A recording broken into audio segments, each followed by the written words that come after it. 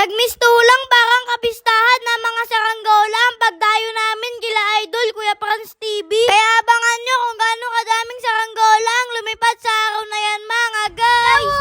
Ito na nga ang kadugsong ng video na in-upload ko kagabi. 9:30 nga ng umaga na magaya si Idol Kuya Franz TV na magpalipad na nga daw kami dahil napakalakas na nga daw ng hangin. At sa video nga na to makikita ko na nga ang ibibigay sa akin na saranggola na tora-tora. At mas malaki pa nga ito sa unang binigay niya sa akin saranggola. At napakaganda nga nito tulad ng ginawa niyang saranggolang di Pikachu.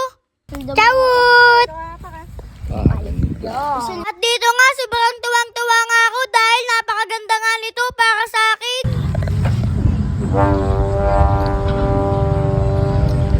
Ito nga ang unang lipad ng saranggolang tora-tora na binigay sa akin. At nakita ko na nga yun ng personal. At hindi ko talaga maitago ang sobrang saya ko dito mga guys. Chawut! At hindi talaga ako makapaniwala na may gantong tao na sumusuporta sa akin. Nagagawan ako ng saranggola sa pangalawang pagkakataon. At ito na nga ang paglipad ng saranggolang di butterfly ni Kuya Franz TV. Sobrang manghang-manga nga ako dahil ngayon pa lang talaga ako nakakita ng gantong design na saranggola. At napakatayog na nga kaagad talaga nito. At nung sinuntingan na nga rin yung saranggolang tora-tora ay napakaganita nga rin ito. At sa oras nga na to, inayos nga ni Kuya Franz ang pakisukat ng saranggola kung di bubuyog. Testingin nga ito kung gaganda ba ang lipad niya. At si Goy Jan Lee nga pala magtatalang nito.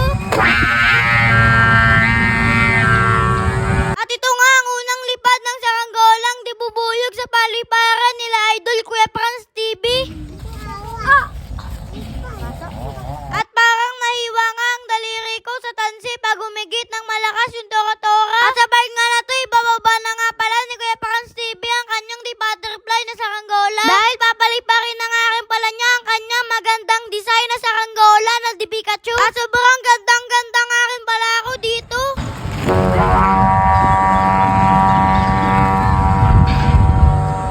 Napakabilis nga rin tumayog ng saranggola na to. At sa oras nga na to, dumagsa na nga ang mga batang saranggolista dito. Na solid na sumusuporta nga rin sa atin mga guys. Chawut! Sobrang solid talaga sa pakiramdam kapag nakakapagpalipad ka ng saranggola. Tapos meron ka makakajaming tulad nito. Hindi pa rin talaga ako makapaniwala mga guys na hantong ako sa ganito. Dating napapanood ko lang sa YouTube na mga idol ko, ngayon nakakasama ko na. Sobrang nagpapasalamat lang talaga ako sa Panginoon dahil pinaparanas niya sa akin isa-isa to. Bago ko nga pala makalimutan, shoutout nga pala kay Kuya Alan. Chawut! Yeah. At dito nga, nagchawut na nga kami ng isang solid supporter natin mga guys. Dahil nakita na natin ang magagandang lipad ng saranggola na yan. Pinipinaw na nga namin yan dahil pauwi na nga kami. Ito nga po pala yung binigay ko kay Jed sa kapatid ni Chawat.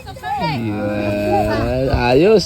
Shoutout nga rin pala sa nagbigay ng saranggola sa aking kapatid na si Jade. Chawut!